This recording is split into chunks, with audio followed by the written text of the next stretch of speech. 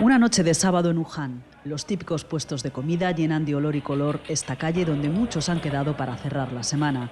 Es octubre, pronto llegará el invierno y el aniversario del brote descontrolado de un virus que después se extendería por todo el mundo. 10 meses después de que todo empezase, Wuhan, el epicentro, es quizá ahora la ciudad más segura. Atrás han quedado los miedos al contagio, la incertidumbre y la tristeza. Hay tranquilidad, aunque los que estuvieron más graves viven con los efectos secundarios que deja la COVID-19. Con muchas incógnitas todavía por resolver en esta crisis sanitaria mundial, los wuhaneses, conscientes de que la COVID empezó allí y de que al principio se ocultó con sus nefastas consecuencias, prefieren abanderar su triunfo posterior, el control total del virus. La normalidad hoy es tan evidente que parece increíble, pero ellos explican que han llegado después del sacrificio de un largo y duro confinamiento, de su conciencia desde el principio de estar en guerra contra un enemigo difícil, de la tecnología y de una prevención que se mantiene a día de hoy.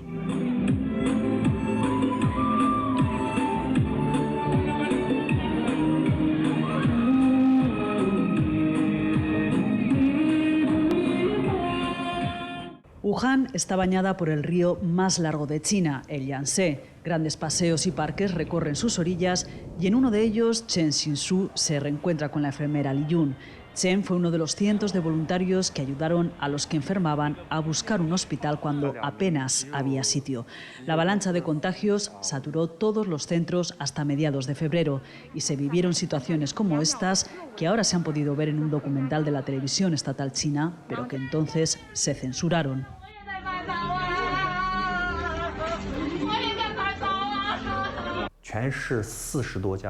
Durante la epidemia íbamos y veníamos entre más de 40 hospitales públicos y cientos de barrios.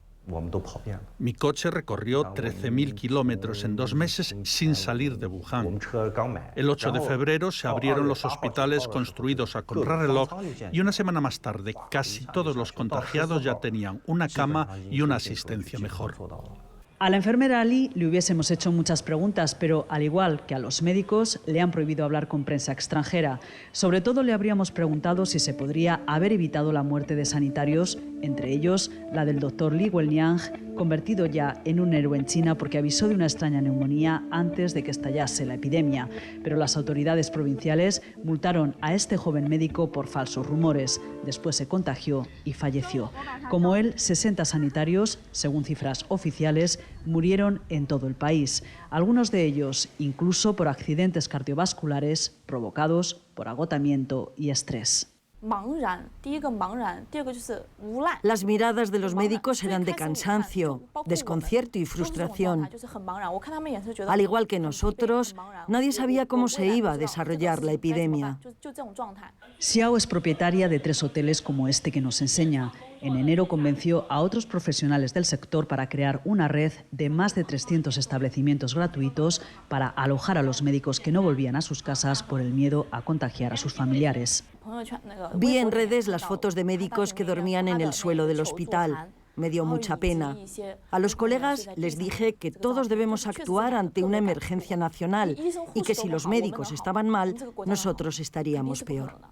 Con Wuhan se volcó también el resto del país. Llegaron miles de sanitarios de todas las provincias y el ejército que gestionó uno de los hospitales levantado de la nada en 10 días. Los meses más duros en Wuhan, de enero a marzo, se cuentan en esta muestra inaugurada hace unos días en el centro de exposiciones de la ciudad. En su recorrido se puede ver una de las tantas vallas con las que se cerraron todos los barrios desde el 23 de enero hasta abril.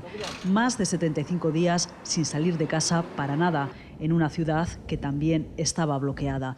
El gobierno central decretó el cierre de toda la provincia de Hubei, que es como España entera, para impedir que el virus se propagase más por el resto del país. Y en aquellos días en los que Wuhan, con 12 millones de habitantes, parecía una ciudad fantasma, Lao Ji no dejó de salir con su moto para comprar y llevar comida a quien se lo pedía por WeChat, el WhatsApp chino. No sabíamos cuánto tiempo iba a durar el confinamiento. Yo no soy un experto para afirmar si fue necesario estar encerrado tanto tiempo, pero creo que si no se toman medidas estrictas, no todo el mundo respeta la prevención. Aquí hemos visto que al principio había algunos que no se ponían la mascarilla. Hoy creo que si no nos hubieran impuesto algo tan estricto, la epidemia habría durado más. Pero la larga cuarentena no fue fácil para nadie en Wuhan. Lo sabe bien Du Minjun, que abrió una línea de ayuda telefónica psicológica con otros profesionales en cuanto empezó el confinamiento. Me lo propuso mi jefe, que es psiquiatra. Me dijo que si la epidemia iba a quedar registrada en la historia, también iba a haber un antes y un después en los problemas psicológicos de la población. Y no se equivocaba. Nos cuenta que hasta mayo atendieron más de 3.000 llamadas y que en una veintena de ellas, incluso los que llamaron, expresaron su voluntad de quitarse la vida. Miedo, estrés, ansiedad. El cierre de la ciudad y de sus casas nos exponía a una situación difícil que nunca antes había pasado. Era algo nuevo. Muchos, además, estaban muy nerviosos porque no sabían si se habían contagiado. A principios de febrero oían en la tele que cada día había centenares de muertos y en muchas familias ni siquiera tenían mascarillas suficientes para todos. A finales de marzo, poco a poco, se va levantando el cierre en aquellos barrios en los que ya no había personas que pudiesen contagiar. Muchos de los enfermos que habían recibido el alta hospitalaria debían guardar cuarentena en sus casas. Además de hacer un mapa de riesgo por distritos, se desarrollan los rastreadores de inteligencia artificial, aplicaciones en el móvil que se convierten en el salvoconducto obligatorio para acceder a cualquier sitio público y que dan cuenta de los movimientos de cada uno por encima del debate del derecho a la privacidad.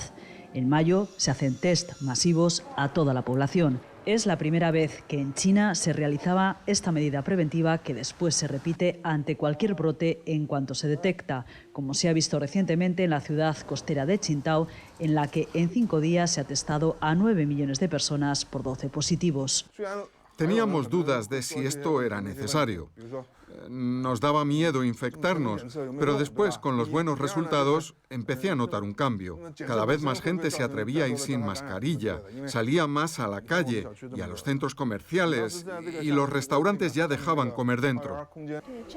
Los PCRs a todos fue la gran medicina del alivio. ¿Cómo se le da confianza a toda una ciudad? Comprobar que nadie está infectado. El exceso de confianza se visualizó con estas imágenes que dieron la vuelta al mundo.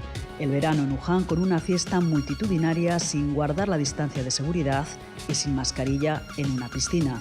La normalidad contrastaba tanto con el momento que se vivía en Europa que incluso se dudó de si la fiesta era de este año. Sí se celebró porque ya no era necesario llevar mascarilla y no existía riesgo de coronavirus, nos dice este chico en una zona de ocio nocturno. Cerca de allí, ya de día, vemos como miles de chinos esperan para entrar en la pagoda de la Grulla Amarilla de Wuhan, el sitio más visitado este mes después de Disney Shanghai. Las autoridades de Hubei decretaron entrada gratuita en todos los sitios de interés de la provincia con el objetivo de fomentar el turismo. Venimos de Wenzhou y estamos viendo cómo está Wuhan de recuperada. Hay mucha animación y prosperidad, nos dice este hombre.